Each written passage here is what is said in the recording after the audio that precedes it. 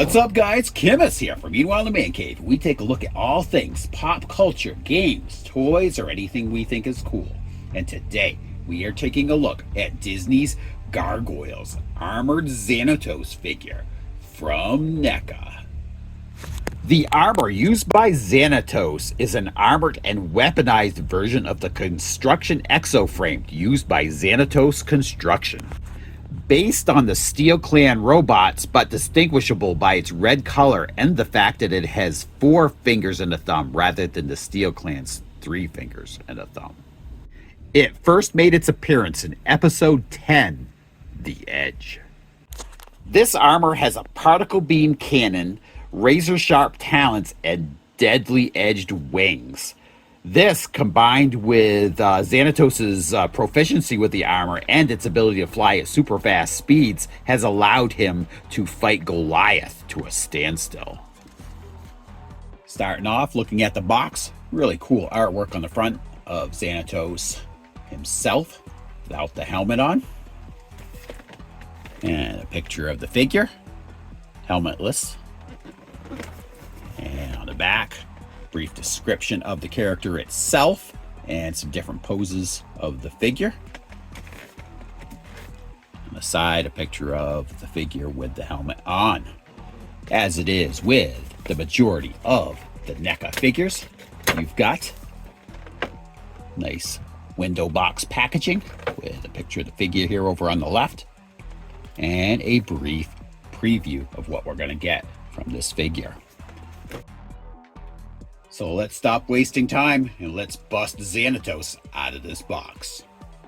Starting off here, a brief preview of the figure. You're going to have the rocket pack effects over here on the right. You got his tail. And right over here, this I think is a neck guard for once you have his human head on. Over on the right, you've got his wrist cannons. And up here on the left is Xanatos' human head. And obviously you have the armor itself. And underneath here we have a second layer that I'm going to show you right now. And in this layer, just as there was with the Steel Clan, you've got 6 extra hands outside the ones that are actually already on the figure. And the wings. All right, let's take a closer look at these accessories. We're going to look at the left hands. Not going to look at the rights because they're exactly the same except the opposite. So you've got a closed fist and an open fist to start off. And that'll be the same with the right hand. And you've got an opened left hand. And that will be the same for the right. Exact same pose pretty much. And the wings, they do have a hinged post down here for angling that, and these do move. Just as you had with the Steel Clan, you've got the bendy tail here. There's a wire in that. So you can pose it, and also a hinged post down here. And just as we had with the Steel Clan, you've got the 2 foot jet effects, as well as the jet pack effect. And the 2 wrist cannons.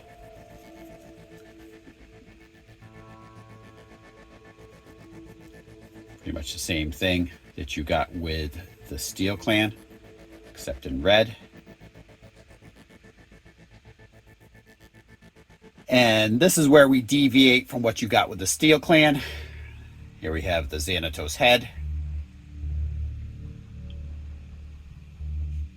And this would be like the neck piece that you would install on the post when you remove the armored helmet. And here it is, the armor itself. Very similar to the Steel Clan armor, except it's got this apparatus right here and the red color.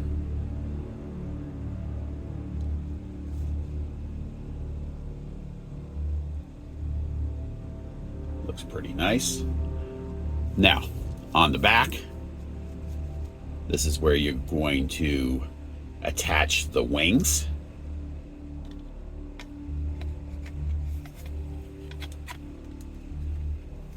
And there they are, attached. And depending on the angle and position of the wings, they could be up to about 14.5 inches across. So there, it is a pretty beefy figure. The paint is pretty nice on this.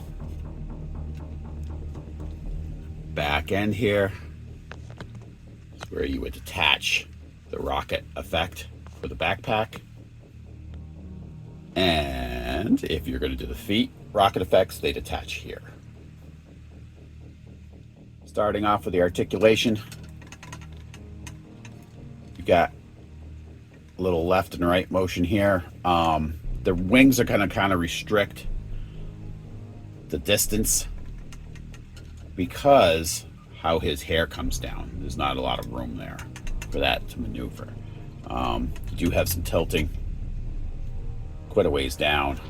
Again, not a lot back because of the hair. And you can angle the head. At the shoulders, now this armor does move free, right? So you can do the lateral movement for the arms, the shoulders there. And forward and back. You have a single, or actually I think there's a double elbow joint there. It's kind of hard to see. You also have the tilting at the shoulder and the bicep here, the little hinge there. So that's kind of nice there. Another cool joint right here at the elbow. It lets me twist that forearm. I love that. So to give that more of a variety of angle. So very cool.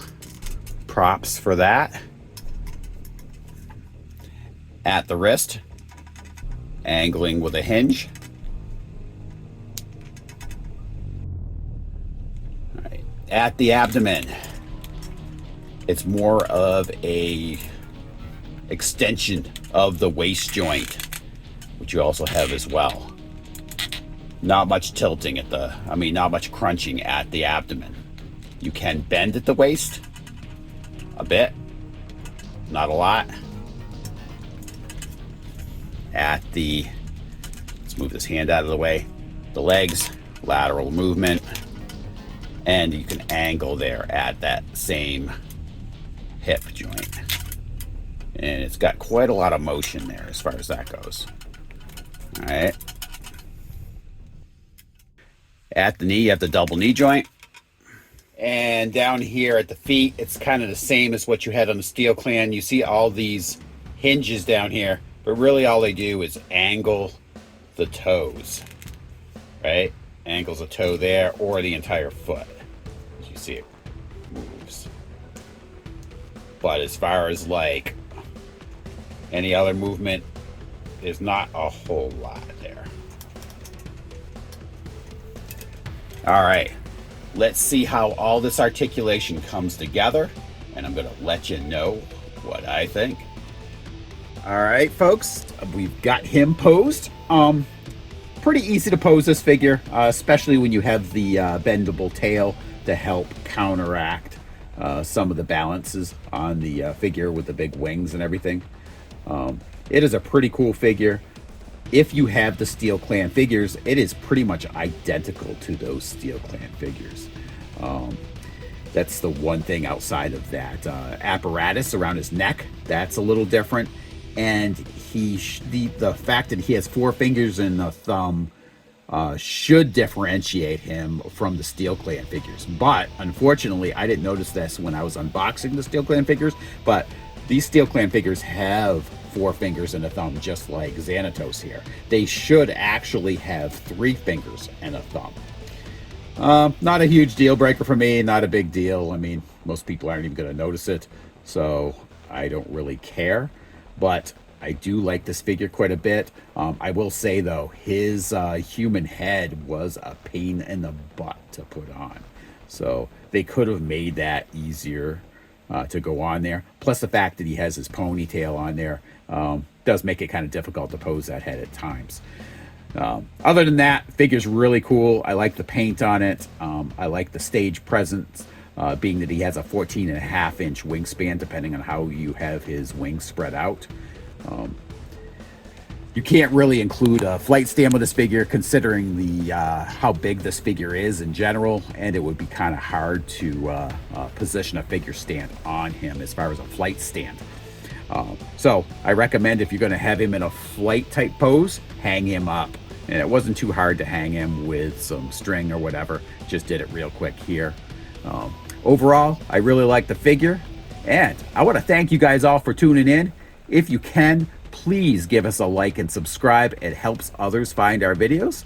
And again, I want to thank you for tuning in. And please come back every Tuesday at 9 a.m. for a brand new episode of Meanwhile in the Man Cave. Talk to you guys later.